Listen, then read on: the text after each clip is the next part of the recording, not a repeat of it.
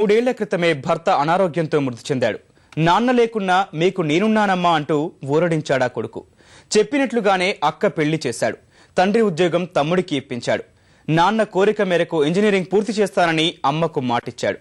తండ్రి ఆశయం తల్లికిచ్చిన మాట నెరవేర్చకుండానే ఉగ్ర పంజాకు బలైపోయాడు. చేతికందిన కొడుకు తిరిగిరాని లోకాలకు వెళ్లేసరికి అనంతపురం జిల్లాకు చెందిన ఆనంద్ కుమార్ కుటుంబంలో ఆనందం ఆవిరైంది.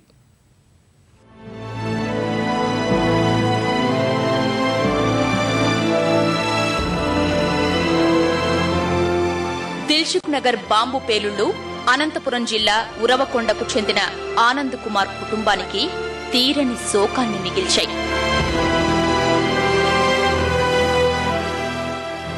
రంగారెడ్డి జిల్లాలోని నోవా ఇంజనీరింగ్ కాలేజీలో ఆనంద్ బీటెక్ చివరి సంవత్సరం చదువుతున్నాడు. ఆనంద్కు 2 అక్కలు, ఓ తమ్ముడు. తండ్రి నీటిపారుదల శాఖలో పనిచేస్తూ 3 ఏళ్ల క్రితం అనారోగ్యంతో కన్నుమూశాడు. చిన్న ఉద్యోగమే అయినా సాఫీగా సాగుతున్న ఆనంద్ కుటుంబంలో ఆయన మరణం ఓ పెద్ద కుదుపు. ఆ సమయంలో కుటుంబానికి ధైర్యం చెప్పి అండగా నిలిచాడు ఆనంద్. నాన్న లేని లోటు తీరుస్తానంటూ తల్లికి మాటిచ్చాడు.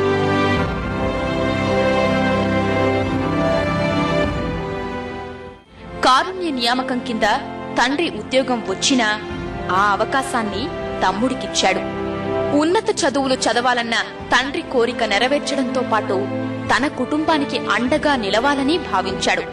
చెప్పినట్లుగానే పెద్దక్కకు పెళ్లి చేశాడు. మరో 3 నెలలాగితే తన ఇంజనీరింగ్ పూర్తయిపోతుంది. ఆ తరువాత పై చదువులు చదవాలని, ఉన్నత ఉద్యోగం సంపాదించాలనేదే ఆనంద్ ఆశయం. చివరికి దిల్సుఖ్ నగర్ బాంబు పేలుళ్లు ఆ ఆశయాన్ని ఆవిరి చేశాయి. ఓ శిక్షణా కేంద్రానికి వెళ్లి వస్తుండగా ముష్కర మూకల విధ్వంసానికి ఆనంద్ బలైపోయాడు.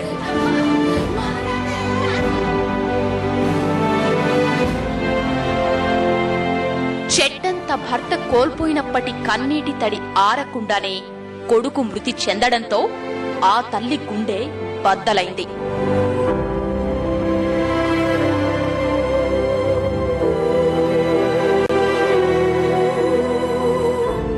బాగా చదువుకొని నేను ఉద్యోగం చేయాలని ఎంతో ఆశ.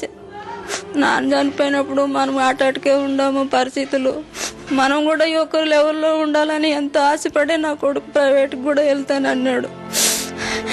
మాట్లాడితే సరేనా అని చెప్పి నేను వచ్చే దాంట్లోనే సర్దుకొని చదివించుకోవాలని ఎంతో ఆశతోటే పంపించాను. నా కొడుకు ఇట్లా వస్తాడని నేను అనుకోలేదయ్యా.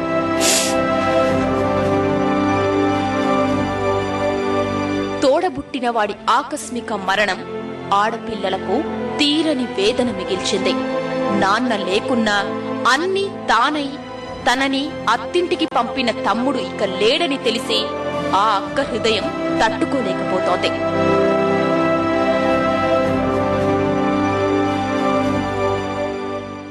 పెళ్ళప్పుడు కూడా నీకు ఇష్టమైన అని అడిగి చాలా పెద్ద రీతిగా ఉండేవాడు. పెద్ద రకంగా ఆలోచించేవాడు. నా తర్వాత నా ప్రతి సమస్య నేను వాడుతుండే చెప్పుకునేదాన్ని. నాకు ప్రతి దాంట్లో సార్లు చెప్పేవాడు. మాకు ఇంకెవరు దిక్కులేరండి, ఇలా జరుగుతుందని మేము కల్లో కూడా ఊహించలేము.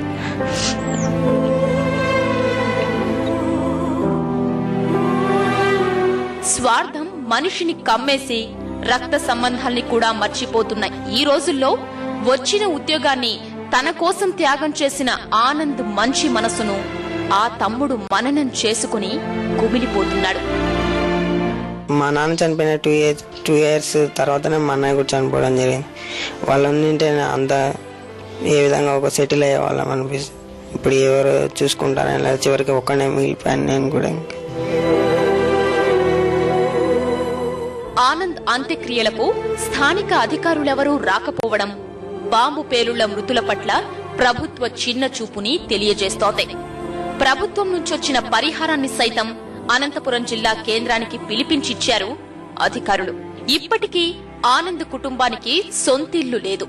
పరిహారం అందించే సమయంలో ఈ విషయం తెలుసుకున్న కలెక్టర్ ఇల్లు కట్టిస్తామని హామీ ఇచ్చారు. ఈ మేరకు అధికారులకు ఆదేశాలిచ్చినా వారెవరూ ఇటువైపు తొంగి చూసింది లేదు.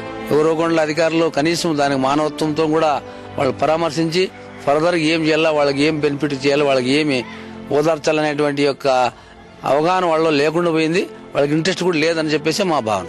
విజ్ఞానాన్ని మించిన ఆస్తి లేదు. ఈ సూత్రాన్ని బలంగా నమ్మిన ఆనంద్ ఆ విజ్ఞానపు వెలుగుల్ని పూర్తిగా పొందకుండానే తిరిగి రాని లోకాలకు తరలిపోయాడు.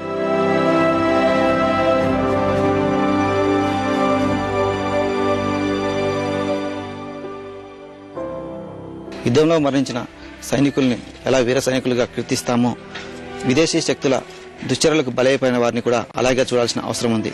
కానీ ఉరవకొండకు చెందిన ఆనంద్ కుమార్ విషయంలో ఇందుకు భిన్నంగా జరిగింది. స్థానిక అధికారులు ప్రవర్తించిన తీరు ఆ కుటుంబానికి తీరని ఆవేదననే మిగిల్చింది. ఉరవకొండ నుంచి కెమెరామెన్ నారాయణతో పూర్ణచంద్రశేఖర్, ఈటీవీ న్యూస్, అనంతపురం.